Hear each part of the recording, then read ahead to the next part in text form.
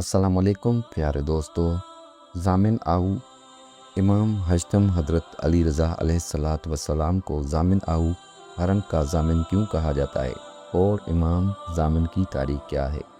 ایک دن جب مولا علیہ السلام مدینے سے مرو یا خراساں کی جانب اعظم سفر تھے تو آپ علیہ السلام نے جنگل میں ایک شکاری کو دیکھا جو ایک ہرنی کو ذبح کرنا چاہتا تھا۔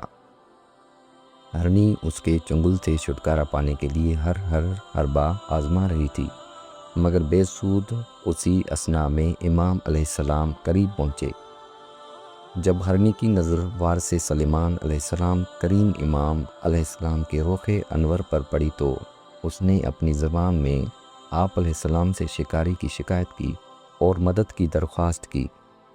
ہرنی کی فریاد سن کر امام علیہ السلام نے شکاری سے فرمایا کہ اسے چھوڑ دو، اس کا بچہ بھوکا ہے اور یہ ماں اپنے بچے کی محبت میں تڑپ رہی ہے۔ ہم ضمانت دیتے ہیں کہ جیسے ہی یہ اپنے بچے کو دودھ پلا چکیں گی تمہارے پاس واپس آ جائے گی۔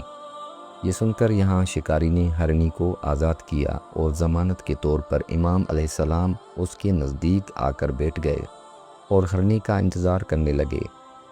امام علیہ السلام مطمئن جبکہ شکاری مضطرب رہا اور اپنے فیصلے پر پچھتانے لگا، لیکن امام علیہ السلام پر ایمان و اطاعت میں یہ جانور کئی انسانوں پر سبقت لے گیا اور شکاری یہ دیکھ کر ششدر رہ گیا کہ ہرنی اپنے بچے کی بھوک مٹا کر واپس آئی اور شکریہ کے اظہار کے طور پر اپنے کریم امام علیہ السلام کے قدموں میں اپنا سر رکھ کر بیٹھ گئی۔